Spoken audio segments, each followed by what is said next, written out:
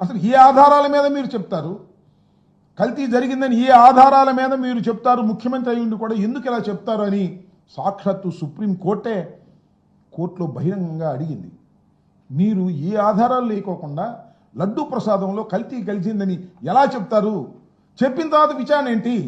ఒక ముఖ్యమంత్రి కలిసింది, తప్పు జరిగిందని చెప్పి ఆ ముఖ్యమంత్రి ఆధీనంలో విచారణ జరిగితే ఎవరైనా సరే దానికి వ్యతిరేకంగా రిపోర్ట్ ఇస్తారా అనేటువంటి ప్రశ్నలు సుప్రీంకోర్టులో అడిగితే తెల్లముఖం వేయాల్సినటువంటి పరిస్థితి ఏర్పడింది.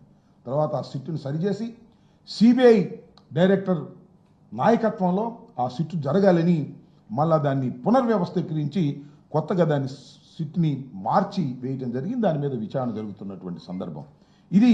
ఎంత ఘోరమైనటువంటి అంశం ఏంటంటే, ఒక భగవంతుణ్ణి అడ్డం పెట్టుకొని జగన్మోహన్ రెడ్డి గారిని, వైఎస్ఆర్ కాంగ్రెస్ పార్టీని బురద జల్లాలనేటువంటి ప్రయత్నం చంద్రబాబు నాయుడు గారు చేయటం చాలా దురదృష్టకరమైనటువంటి పరిణామం.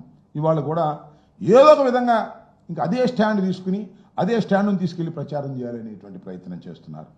చాలా స్పష్టంగా లోతుగా ఆలోచిస్తే ఎవరికైనా అర్థమయ్యేది ఒక్కటే, ఏదైతే వీళ్ళు తీసుకెళ్ళి మళ్ళా ఎన్డీబీఐకి పంపించారు రిపోర్ట్, దానిలో వాళ్ళు చాలా స్పష్టంగా చెప్పినటువంటి అంశాన్ని మీ దృష్టిలోకి తీసుకొస్తాను. వాళ్ళు ఏమంటారంటే, అయ్యా మా దగ్గర ఈ రిపోర్ట్ వచ్చింది, ఈ రిపోర్ట్ కిందే ఒక డిస్క్లైమర్ పెట్టారు.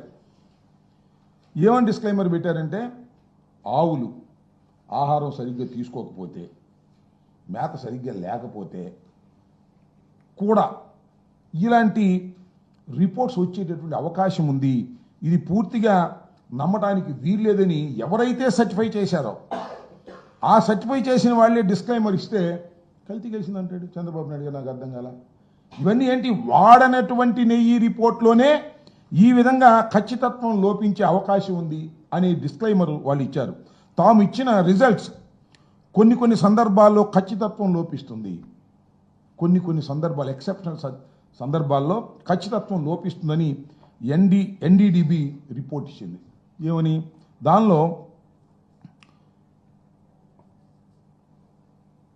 నెయ్యి వల్ల, అలానే ఆవాలు, అవిసెలు, సామాయిలు లాంటి వెజిటబుల్ ఆయిల్స్ వర్ణంలో ఆహారంలో ఇచ్చిన ఆవుల నుంచి వచ్చే పాలలో తయారు చేసే నెయ్యి వల్ల ఇలాంటి ఇబ్బందులు వస్తాయి అనేటువంటి మాట వాళ్ళు డిస్క్లైమర్లో చాలా స్పష్టంగా ఈ ఎన్డీడీబీ ఇస్తే దాన్ని పట్టుకుని వాళ్ళ రాద్ధాంతం చేయాలనేటువంటి ప్రయత్నం నారా చంద్రబాబు నాయుడు గారు కుట్రపూరితంగా చేస్తున్నారనే అంశాన్ని దయచేసి గమనించాలని, ఇదంతా కూడా సిట్టు జరుగుతున్నటువంటి అంటిది కూడా వాడని నెయ్యి మీద జరుగుతున్నటువంటి విచారణే తప్ప వాడిన నెయ్యి మీద జరుగుతున్నటువంటి విచారణ కాదు.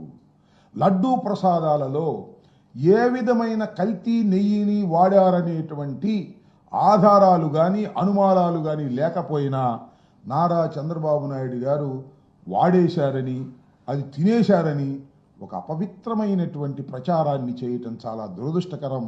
దీనికి ఖచ్చితంగా నారా చంద్రబాబు నాయుడు గారు మూల్యం చెల్లించక తప్పదు.